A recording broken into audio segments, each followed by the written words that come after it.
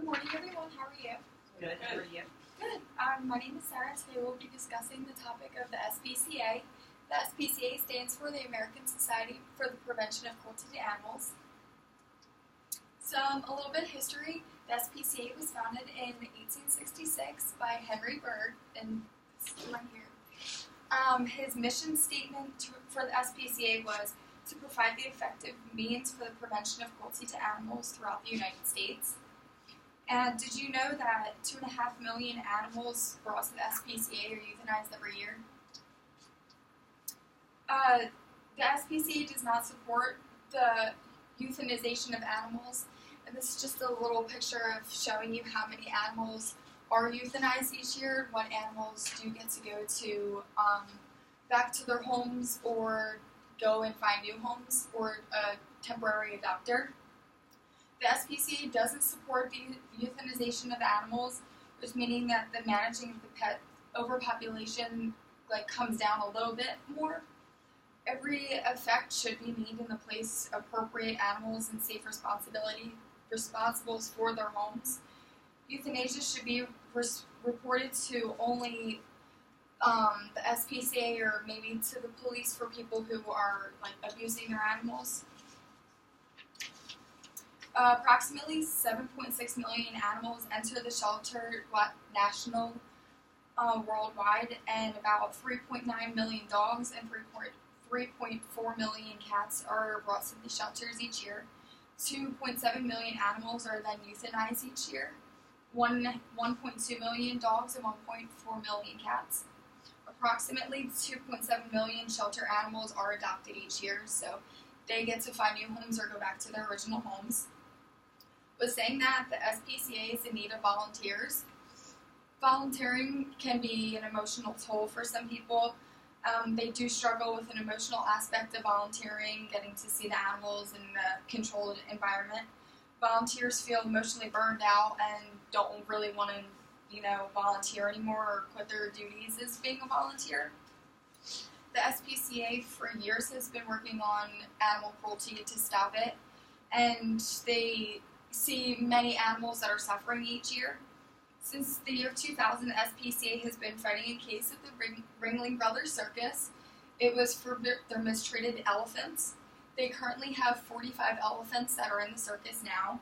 And in 2000, it started a legal lawsuit against the Ringling Brothers to stop using elephants in circus because they are mistreated by not eating or some of the acts that they might have to perform. The circus currently is now getting a $9.3 million lawsuit from the SPCA, and they kind of decided on if they did pay them, they would eventually stop using the animals. And also these animals were born in captivity and then trained to be in that kind of environment to get along with people and to be calm and not really act out. After many years of fighting this, they have overcome a lot of other animals that have been in danger, so they want to see animals stop being in entertainment. The SPCA is also trying to stop carriage horses in use. Many horses are in New York City or in Philadelphia riding the streets, and a lot of them are being hit by cars, or they start to act out, or they just kind of lay down in the middle of the street. The SPCA has been trying for several years to end this. According to the Humane Society of the United States, there has been several horse accidents. There's over 2,000 accidents that have been reported just in the last year of horses being hit by cars.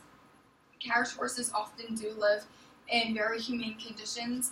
Some people in New York have their horses go up a flight of steps and are actually in a small apartment building. They don't have enough room to lie down, so they just have to stand, and they stay in their own pee and their own feces, and they barely even get to eat. They get about a handful of grain a day after working a 9-hour day, and they work 7 days a week, and they are made to run in the snow and very extreme temperatures and very cool conditions. These animals don't receive any medical care. Some people starve their animals, so they one day just fall on the streets and they just died. In 2014 alone, the spaying and neutering has increased a little bit with animals. People don't have either the funds or the knowledge of what they or how they should go and spay or neuter their animals. Spaying and neutering their animals reduces the overpopulation of animals. This also reduces the unwanted litters, or even for breeders or puppy mills, they purposely don't spay or neuter their animals, so they will receive more of their pet or their targeted animal. The main issue that comes up is the overpopulation of animals. Animals are not being spayed or neutered, which then forces the breed to be more and to produce more.